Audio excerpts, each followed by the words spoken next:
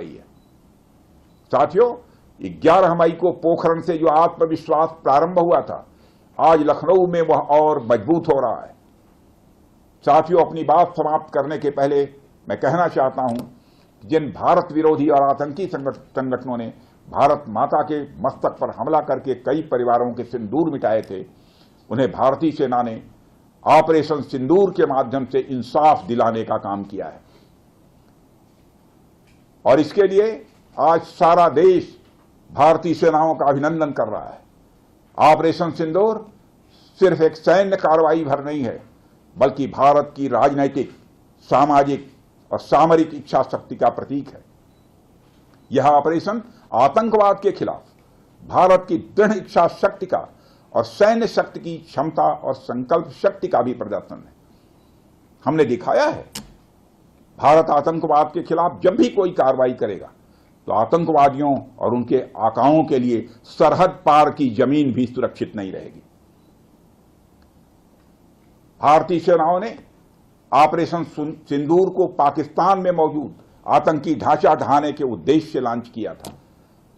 हमने उनके आम नागरिकों को कभी निशाना नहीं बनाया था, मगर पाकिस्तान ने न केवल भारत के नागरिक इलाकों को निशाना बनाया, बल्कि मंदिर, गुरुद्वारा, गिरजाघर पर भी हमले करने का प्रयास किया। भारतीय सेना ने शौर्य और पराक्रम के साथ साथ संयम का भी परिचय देते हुए पाकिस्तान के अन्य ठिकानों पर भी प्रहार करके करारा जवाब दिया है। हमने केवल सीमा से सटे सैन्य ठिकानों पर ही नहीं कार्रवाई की, बल्कि भारत की सेनाओं की धमक उस रावलपिंडी तक सुनी गई जहां पाकिस्तानी फौज का हेडक्वार्टर मौजूद है।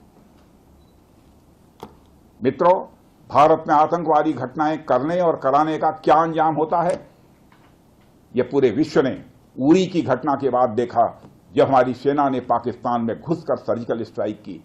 पुलवामा के बाद देखा, जब बालाकोट पर एयर स्ट्राइक की गई। और अब पहलगाम की घटना के बाद दुनिया देख रही है कि जब भारत ने पाकिस्तान के भीतर घुसकर मल्टीपल स्ट्राइक्स की हैं।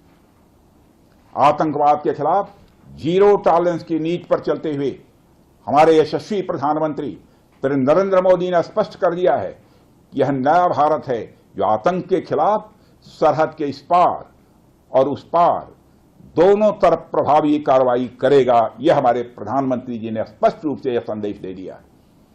मैं एक बार फिर से